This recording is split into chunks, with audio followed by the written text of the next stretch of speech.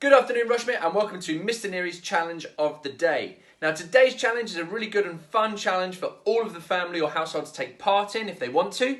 Alternatively, you can do it just on your own and you can have a go and see what score you can achieve. Again, you can have multiple goes at this, so we'll talk about that in a moment.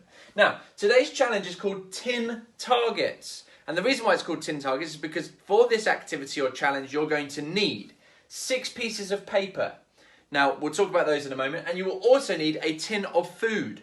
So it means that any form of tin of food, it can be small, it can be big, it doesn't really matter, as long as it's obviously well sealed, and preferably doing it on carpet, so then it's easier to judge how fast to roll the tin as well. Now, once you've got your 6 pieces of paper, we need 3 with the number 5 drawn on it.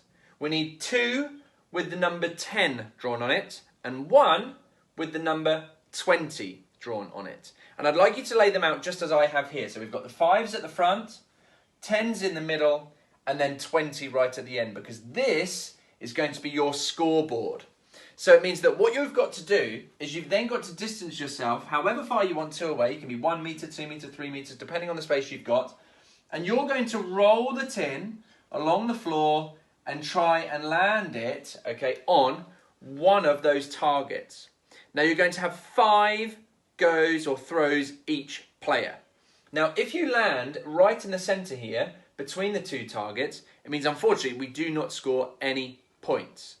The simple rule is, as long as the tin is just touching the target, even just like that, just touching it, then you do score the points. Even better than that, if you land it right in the middle of the target, that's brilliant, okay? Then you've had the perfect aim. Now, of course, if you land the tin and it stops, completely stops, on one of the front ones here, that is worth 5 points. If you roll the tin and it lands or touches the second row, then of course they are 10 points. And last but not least, the hardest one here is if you land it on 20 points. So it means if you've got 5 attempts, the highest possible score you could get here is 100 points, because it's 5 times 20. But that would be really, really impressive, and in fact, almost impossible to achieve.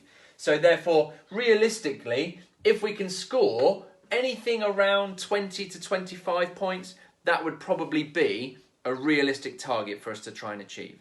And again, once you've done your 5, if you're not happy with your score, have another go. Or if you're playing against brothers or sisters, parents, carers, then it means that let them have their go and then you can have another go and see who gets the highest result in our household. So, have a wonderful time. I hope you enjoy it, and I look forward to seeing you soon.